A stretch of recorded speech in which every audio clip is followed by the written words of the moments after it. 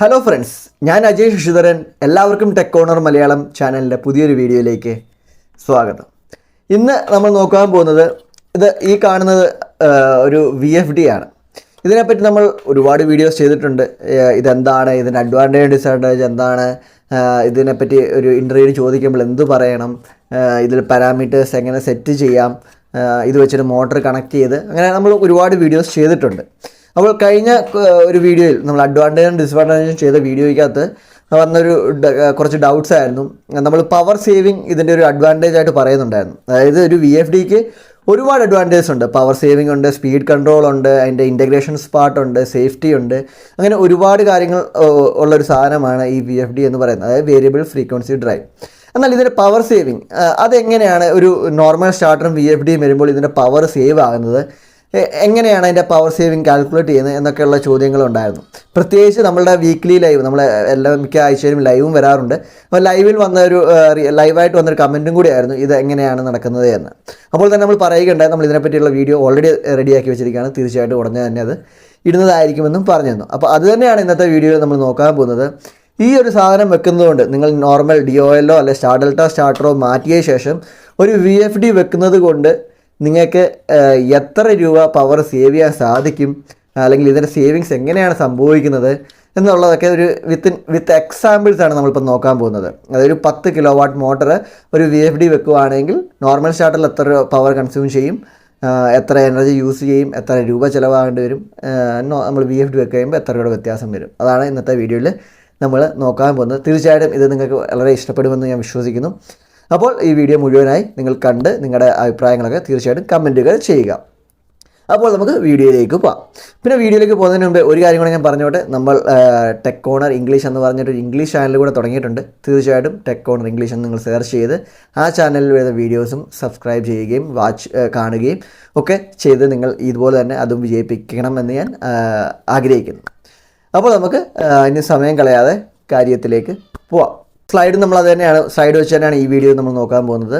ഇത് തീർച്ചയായിട്ടും നിങ്ങളുടെ ഒരു വിലയേറിയ അഭിപ്രായം കൊണ്ടാണ്. ഇങ്ങനെ പറയുമ്പോൾ നിങ്ങൾക്ക് കൂടുതൽ വ്യക്തമാകുമെന്ന് പറഞ്ഞുകൊണ്ടാണ് നമ്മളിപ്പോൾ മിക്ക വീഡിയോസും ഇതുപോലെ വിത്ത് സ്ലൈഡ്സ് നമ്മൾ പ്രസൻറ്റ് ചെയ്യാൻ ശ്രമിക്കുന്നത്. ഈവൻ കുറച്ച് സമയം കൂടുതൽ സ്പെൻഡ് ചെയ്യേണ്ട വന്നാൽ പോലും. അപ്പോൾ ഇതിനകത്ത് നമ്മൾ പറയുന്നത് 10 kW മോട്ടർ വെച്ചിട്ട് പവർ സെയിൽ, നോർമൽ സ്റ്റാർട്ടറും VFDയും വെച്ചിട്ട് പവർ എങ്ങനെ സേവ് ആകുന്നുവെന്ന്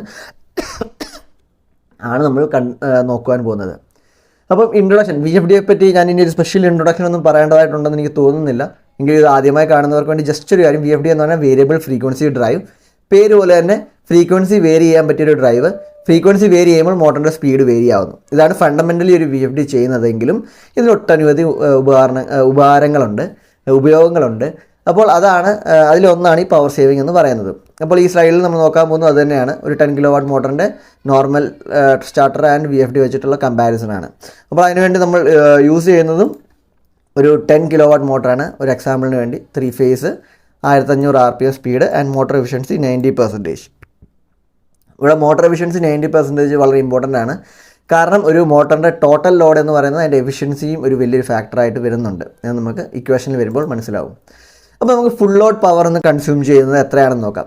അപ്പോൾ ഫുൾ ലോഡ് പവർ എന്ന് പറഞ്ഞാൽ അതായത് നമ്മുടെ ഔട്ട്പുട്ട് പവർ എത്രയാണോ അതിലുള്ളത് അതിൻ്റെ ഡിവൈഡഡ് ബൈ എഫിഷ്യൻസിയാണ് പറയുന്നത്.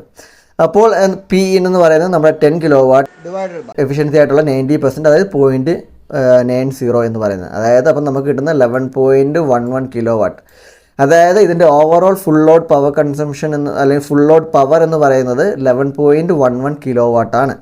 അതായത് ഒരു നോർമൽ സ്റ്റാർട്ടർ വെച്ച് നിങ്ങൾ ഇതിനെ ഈ ഒരു 10 kW മോട്ടറിനെ കണക്ട് ചെയ്ത് ഉപയോഗിക്കുകയാണെങ്കിൽ ഇതിൻ്റെ ആക്ച്വൽ ഒരു എഫക്റ്റീവ് അല്ലെങ്കിൽ നെറ്റ് ലോഡ് എന്ന് പറയുന്നത് 11.11 kW ആണ്.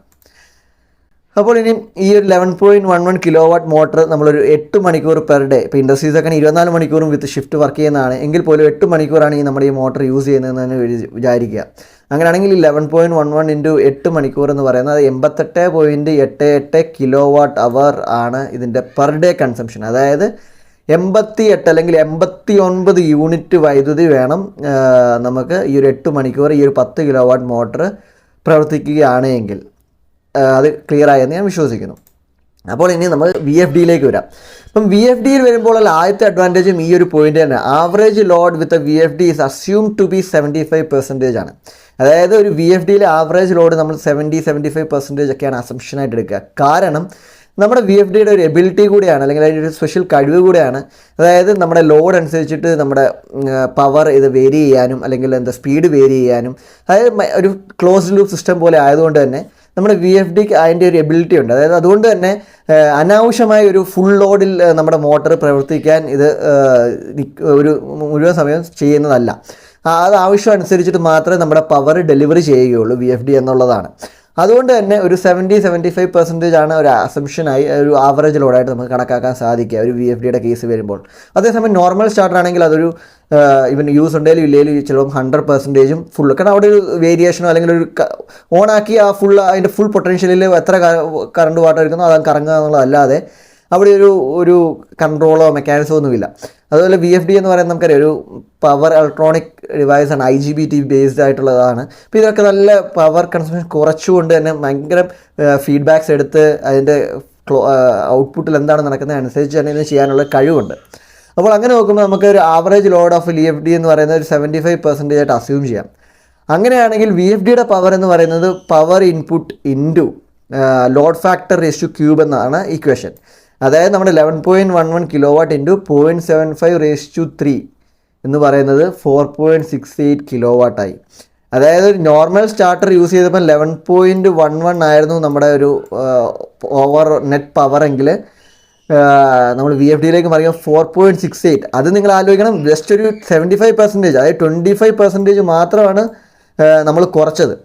അതായത് കുറച്ചെന്ന് വെച്ചാൽ അവിടെ കുറവുണ്ടായത് ലോഡിലുണ്ടായ കുറവെന്ന് പറഞ്ഞാൽ 25% ആണെങ്കിൽ പോലും ഓവറോൾ നിങ്ങൾ നോക്കിക്കഴിഞ്ഞാൽ അറൗണ്ട് 50%-ൽ താഴെ പവർ കുറയുകയാണ് ഉണ്ടായത്.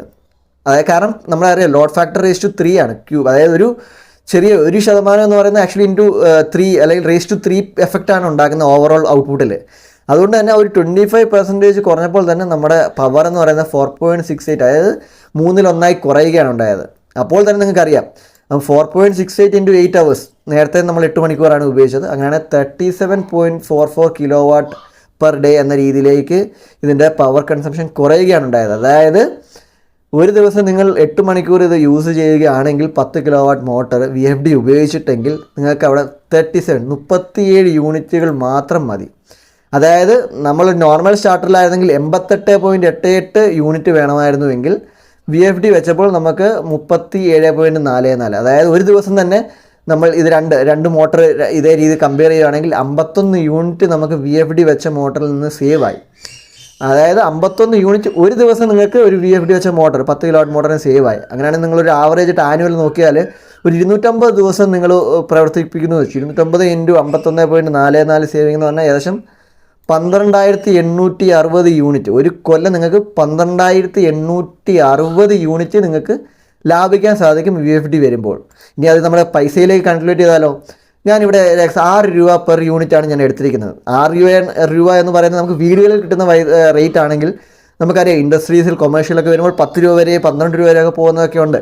സ്ലാബ് അനുസരിച്ചിട്ട് മാറിക്കൊണ്ടേയിരിക്കും. പക്ഷേ എങ്കിലും ഓക്കെ, ബെനിഫിഷ്യൽ ഏറ്റവും കുറഞ്ഞ ലാഭം നമുക്ക് കണക്കാക്കാമെന്ന് വെച്ചാൽ തന്നെ 6 രൂപ മിനിമം, നമുക്ക് 6 രൂപ ഒരു യൂണിറ്റിന് ചിലവാകേണ്ടതാണെങ്കിൽ പോലും 6 രൂപ ഇൻറ്റു നമ്മുടെ 12,860 എന്ന് പറഞ്ഞു കഴിഞ്ഞാൽ ഏകദേശം 77,160 രൂപ നിങ്ങൾക്ക് ഒരു കൊല്ലം സേവായി. അതായത് നിങ്ങളൊന്നും ചെയ്തില്ല, അതേ മോട്ടർ അതേ വർക്കിംഗ് അവർ ടൈമും എല്ലാം ചെയ്ത് തന്നെ, പക്ഷേ നിങ്ങൾ VFD വെച്ചു ആ മോട്ടർ കൺട്രോൾ ചെയ്യാൻ നോർമൽ സ്റ്റാർട്ടറിൽ നിന്ന് മാറ്റി. അപ്പോൾ നിങ്ങൾക്ക് ലാഭിക്കാൻ പറ്റിയത് 77,160 രൂപ ഒരു കൊല്ലമാണെന്നുള്ളത് കാര്യം നിങ്ങൾ മറക്കരുത്. അത് നിങ്ങളൊരു 5 കൊല്ലത്തേക്കാണെങ്കിൽ ഏകദേശം 3 ലക്ഷം രൂപ, ഒരു 10 കൊല്ലത്തേക്കാണ് നിങ്ങൾ ഇത് സിസ്റ്റം യൂസ് ചെയ്യുന്നതെങ്കിൽ അത് ഏകദേശം 7 ലക്ഷം രൂപ. ഇനി ഇത് 8 മണിക്കൂറല്ല, നിങ്ങൾ 24 മണിക്കൂറാണെങ്കിൽ നിങ്ങളൊന്ന് ആലോചിച്ച് നോക്കുക. അതായത് ഇതിൻ്റെ ഇൻറ്റു 3, അതായത് ഒരു കൊല്ലം തന്നെ നിങ്ങൾക്ക് ഒരു 2.5-3 ലക്ഷം രൂപ ലാഭം VFD വെച്ചുകൊണ്ട് പവറിൽ നിന്ന്, വൈദ്യുതിയിൽ നിന്ന് മാത്രം. ഇത് ഞാൻ പറഞ്ഞു, ഒരു VFDയെ സംബന്ധിച്ച് ഒരുപാട് അനവധി ഗുണങ്ങളുണ്ട്. അതിൽ ഒരു ഗുണത്തിലെ ഒരു ബെനിഫിറ്റ് മാത്രമാണ് ഞാൻ ഈ പറഞ്ഞത്.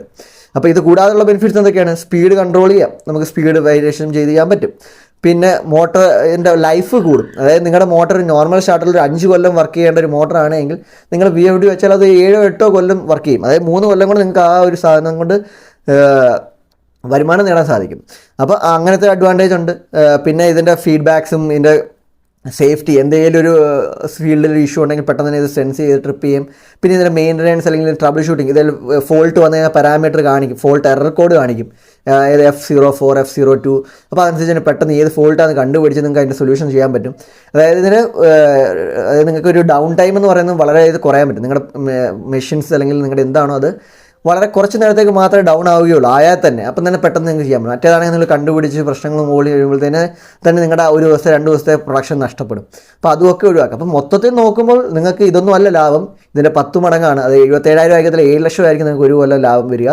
പക്ഷേ എങ്കിൽ പോലും മിനിമലായിട്ട് നിങ്ങൾക്ക് കിട്ടേണ്ട ഒരു ലാഭമാണ് ഈ 77,160 എന്നുള്ള കാര്യം.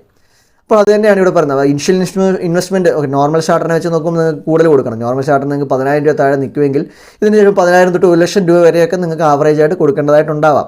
അതിലൊന്നും യാതൊരു സംശയവുമില്ല. പക്ഷേ അപ്പോൾ നിങ്ങൾ നോക്കിക്കോണം ആ ഒരു നിങ്ങൾ എടുക്കുന്ന ഇൻവെസ്റ്റ്മെൻറ്റിൻ്റെ ഔട്ട്പുട്ട് അതിനനുസരിച്ച് നിങ്ങൾക്ക് റിട്ടേൺ ആയിട്ട് കിട്ടുന്നുണ്ട് എന്നുള്ള കാര്യമാണ് നിങ്ങൾക്ക് ശ്രദ്ധിക്കേണ്ട കാര്യം.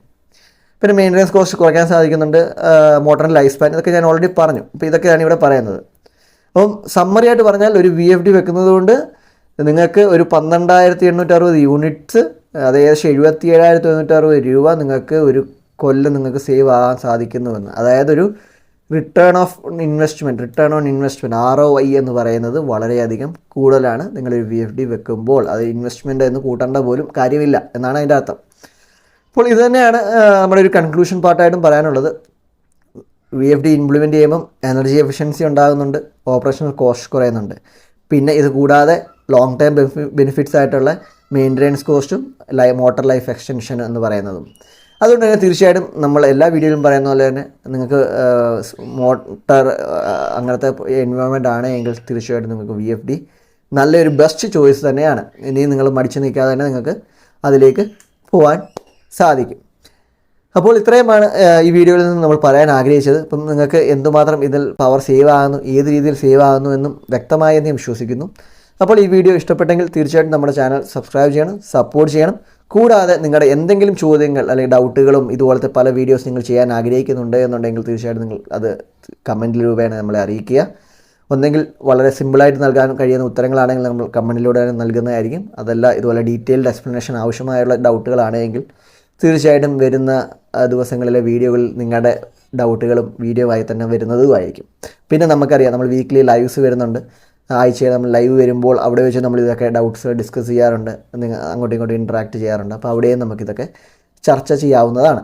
അപ്പോൾ തീർച്ചയായിട്ടും ഇന്നത്തെ വീഡിയോ വളരെയധികം നിങ്ങൾക്ക് ഇഷ്ടപ്പെട്ടിട്ടുണ്ടെന്ന് വിശ്വസിക്കുന്നു. അതുപോലെ തന്നെ നമ്മുടെ സബ്സ്ക്രൈബേഴ്സ് ഏകദേശം 92,000 മേളിൽ എത്തിയിരിക്കുകയാണ്. വെറും 8,000 കൂടെ മതി നമുക്കൊരു 100K 1 ലക്ഷം സബ്സ്ക്രൈബർ ആ സിൽവർ പ്ലേ ബട്ടണൊക്കെ നമുക്ക് നേടുവാൻ വേണ്ടി. അപ്പോൾ തീർച്ചയായിട്ടും ഈ വീഡിയോ കാണുന്നവർ സബ്സ്ക്രൈബ് ചെയ്തിട്ടില്ല എന്നുണ്ടെങ്കിൽ തീർച്ചയായിട്ടും നമ്മുടെ ചാനൽ സബ്സ്ക്രൈബ് ചെയ്യണം.